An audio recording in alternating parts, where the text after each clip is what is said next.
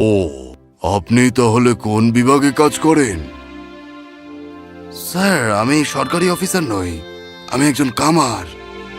খুবই গুরুত্বপূর্ণ পেশা জন। খুশি হয়েছে আপনি এটা করতে পারেন জেনে। এই প্রতিনিধি দল এখান থেকে চলে গেলে আমরা কি একসাথে ব্রেকফাস্ট করতে পারি? নিশ্চয়ই মহারাজ। আমি যদি মনে করি আর বিলাসিতা সম্ভব নয়, তোমার রাজা আমায় চমকে দিয়েছেন।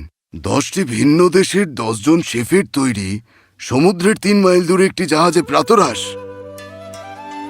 তবে আমি আলু আর মাখনের জন্য অপেক্ষা করতে পারছি না। আমি দেখতে চাই তোমার জীবনটা কেমন। প্রস্তুত? ও চলো, পাহাড়ের ওপারে আমার সাদামাটা বাড়িতে।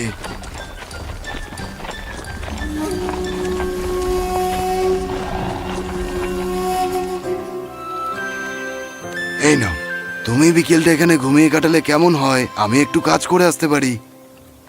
আমি আপনার জন্য উপযুক্ত বিছানা নিয়ে আসতে পারি মহামান্য। তুমি জানোই না একটা নিখুঁত বিছানা কি। এখন যাও, আমাকে ঘুমাতে দাও।